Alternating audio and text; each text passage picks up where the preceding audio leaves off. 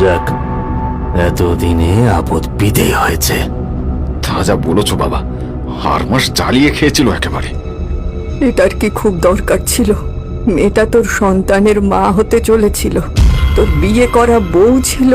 থামো তো, ওই বোবা মেয়েকে নিয়ে সংসার করা যায়? বোবা তো জন্ম থেকে ছিল না, তোদের অত্যাচারেই। এই তোলো তোলো, শ্মশানে চলো, দেরি হয়ে যাচ্ছে। বলো হরি, হরি বল, বলো হরি, হরি বল, বলো হরি, হরি বল। বলো হরি। কাজটা ঠিক হলো তো বাবা? আবার সেই এক কথা, যা হয়েছে ঠিকই হয়েছে, এসব নিয়ে একদম চিন্তা করবি না তো। কিন্তু বাবা, মা যে বললো। আরে ছাড় তো, মহিমের বাচ্চাও বোবাই হতো, তার যে ওই মাধবপুরের মোড়লের মেয়ের সাথে আসছে বসে কি তোর বিয়ে দেবো? হ্যাঁ, দেখবি কেমন ফুটফুটে ছেলে হবে তোর। বাবা, দুর্গার কথা নতুন বউ জানতে চাইলে কি বলবো? ও তো জানবেই এটা দ্বিতীয় বিয়ে। বলবি আত্মহত্যা করেছিল, এখন থেকে সবাই সেটাই জানবে। কিন্তু গায়ের অনেকেই তো সত্যিটা জানে। কেউ যদি নতুন বউয়ের কানে তুলে দেয়? কে তুলবে কথা? আমি এ গায়ের মোড়ল, আমার বৌমার কান ভাঙানোর সাহস কার আছে? হ্যাঁ, তা ঠিক বলেছ বাবা।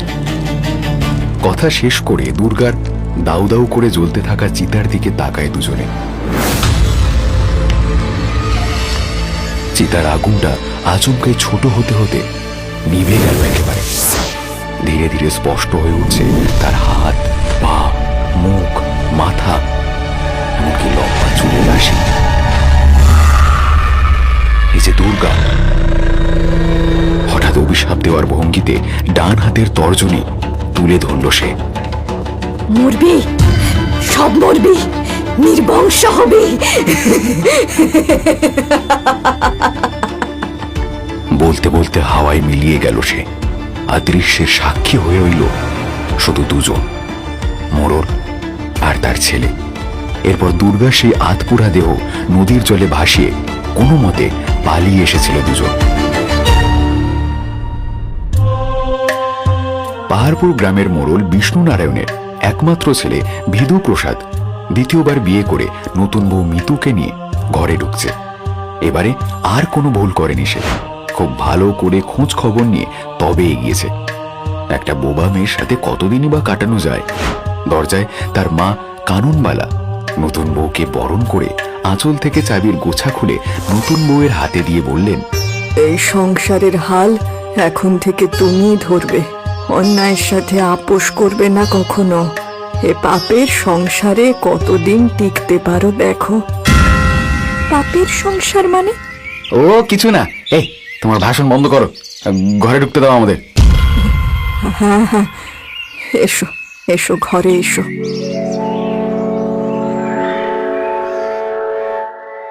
বিয়ের পর কেটে গেছে বেশ কিছুদিন।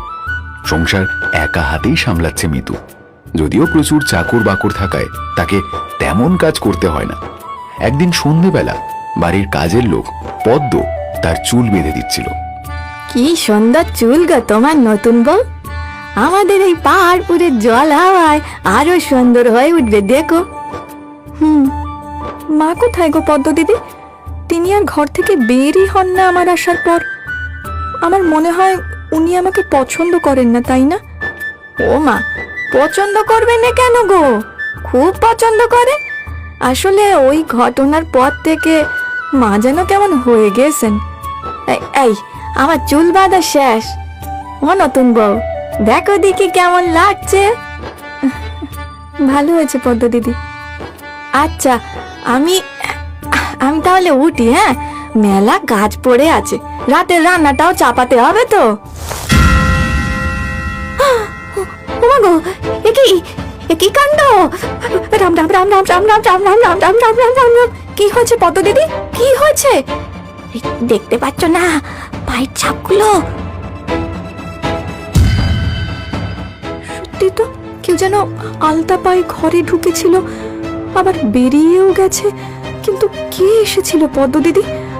আর এলো যখন কিছু না বলে চলেই বা কেন গেল? বুঝতে পারছো না নতুন বউ? নিশ্চয়ই সে ছিল। কি, কার কথা বলছো? আমাদের দুর্গা গো। আহা, বেগরে মরল মেয়েটা। মরল না মারল কে জানে। এদের বাপ ছেলের রকম সকম মোটে সুবিধের নয় গো। দুর্গাকে? তোমার সতীন গো, সতীন। পুয়াতি মেয়েটাকে ওরা সবাই মিলে। কি বলছিস পদ্ম? সবাই মিলে কি? ও ও ও ও কিছু না দাদা বাবু, এই বলছিলুম সবাই মিলে একদিন ও গায়ে যাত্রা দেখতে যাব। নতুন বউকে নিয়ে যাব। আমি আমি আসি নতুন বউ, আসি। পদ্ম ও গায়ে যাত্রার কথা বলছিল বুঝি? মানে হ্যাঁ, অনেক বড় যাত্রা হয় নাকি? আচ্ছা শোনো, এই বাড়িতে, এই গায়ে অনেকে অনেক কিছু বলবে তোমাকে, সেগুলো কিন্তু কানে নেবে না। সবাই আমাদের ভালো চায় না, বুঝেছো? হ্যাঁ বুঝেছি। এই দেখো, তোমার জন্য কি এনেছি দেখো। ও মা, কি সুন্দর! পরিয়ে দাও আমায়। এটা আমার ঠাকুমা স্মৃতি, বুঝেছো? তার নাত বউকে দেওয়ার জন্য দিয়ে গেছিলেন। আমি এটা খুব যত্ন করে রাখবো, দেখে নিও।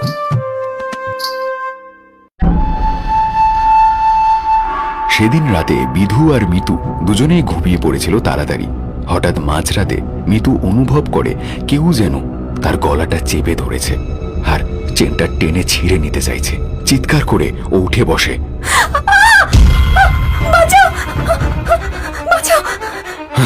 কি কি কি কি হলো? কি রাত দুপুরে এমন চিৎকার চেঁচামেচি করছো কেন?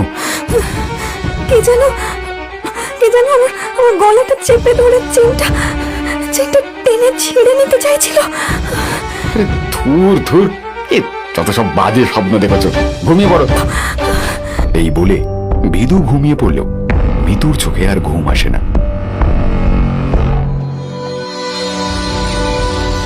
পরের দিন সকালবেলা উঠে শাশুড়ির ঘরে খাবার দিতে গেলে কানুনবালা তার গলার হারটা দেখে চমকে ওঠেন। ও হার তুমি কোথায় পেলে? ওটা তো তোমার গলায় ছিল না। কাল এটা আপনার ছেলে দিয়েছে আমায়। এ হার তো। হ্যাঁ, ও ঠাকুমার স্মৃতি, বলেছে আমাকে। আমি খুব যত্নে রাখবো মা। ও নতুন বউ, ঘাটে যাবে তো? চলো, আমিও যাচ্ছি। বাসন কটা মেজে একেবারে কাপড় কেচে আসবো।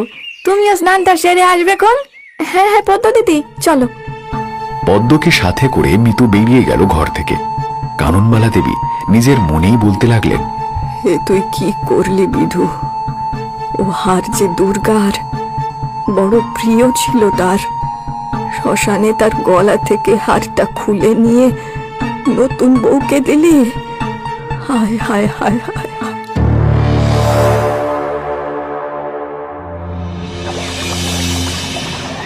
পুকুর ঘাট আজ একদম ফাঁকা। চারিদিকটা ভালো করে দেখে নিয়ে জলে নামলো মিতু। বেশ ঠান্ডা জল। অদূরে জলের মধ্যে কি যেন একটা লাফিয়ে উঠল। পদ্ম খানিকটা দূরে বাসন মাজতে মাজতে বলল, বেশি জল ঘেঁটুনি নতুন বউ, তাড়াতাড়ি দুটো ডুব দিয়ে উঠে এসো। আসছি পদ্ম দিদি। মিতু দুটো ডুব দিয়ে সবে উঠতে যাবে, হঠাৎ জলের তলায় ওর মুখের সামনে ভেসে উঠল হাত পুরো একটা হাত। হাতটা ক্রমশ এগিয়ে আসছে ওর দিকে।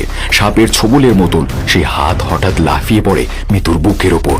সোনার লকেট সমেত হাতটা ধরে টান মারে। সেটা নিয়ে মুহূর্তের মধ্যে অতলে তলিয়ে যায় সে। মিতু কেমন যেন করতে থাকে আর চিৎকার করে, পদ্ম দিদি, পদ্ম দিদি। পদ্ম দৌড়ে এসে জলে ঝাঁপ দিয়ে মিতুকে কোনো রকমে ঘাটে নিয়ে এসে শোয়ায়। মিতু একটু সুস্থ হতেই পদ্ম জিজ্ঞেস করে, ও নতুন বউ, কি হয়েছে? কি দেখলে তুমি? আমার আমার হাতটা, আমার হাতটা। কি? কোথায় তোমার হাত? একটা কালো হাত পড়ে গেছে। জলের মধ্যে থেকে ভেসে উঠে কেড়ে নিয়ে চলে গেল। এটা যে তার হাত ছিল গো, তাই সে নিয়ে গেছে। কার? দুর্গার।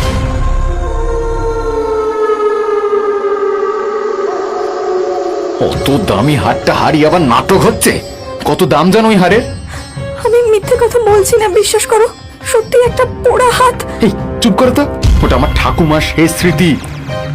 আর কত সবাইকে মিথ্যেবাদী বানাবি? অনেক হয়েছে, এবার থাম। মা মা তুমি আবার এসবের মধ্যে এলে কেন? জানো তুমি? আমি সব জানি। বিশ্বাস করুন মা, আমি সত্যি সেই হাত। তুমি আমার ঘরে এসো বৌমা, আজ রাতটা আমার সাথেই থাকবে। আমার খুব ভয় লাগছে মা, এসব কি হচ্ছে আমার সাথে? আর পদ্ম দিদি বলছিল ওই হার নাকি দুর্গার, যে মারা গেছে। হ্যাঁ, ও ঠিকই বলেছে। ও মারা যায়নি মিতু, ওকে মেরে ফেলা হয়েছে। তাই তো ওই অভাগী মরেও শান্তি পায়নি। কে মেরেছে ওকে? তোমার শ্বশুর মশাই আর তোমার স্বামী, দুজনে মিলে। কি বলছেন কি মা? কিন্তু কেন? এ গ্রামেরই মেয়ে ছিল দুর্গা, বড় সুন্দরী ছিল সে। আমার ছেলে বিদু খুব পছন্দ করত ওকে, কিন্তু দুর্গা ভালোবাসতো এই গ্রামেরই ছেলে নগেনকে। কিন্তু বিদু জোর করে বিয়ে করেছিল ওকে। তারপর দিনের পর দিন ওর ওপর অত্যাচার চালিয়েছিল। আর সহ্য করতে না পেরে নগেনের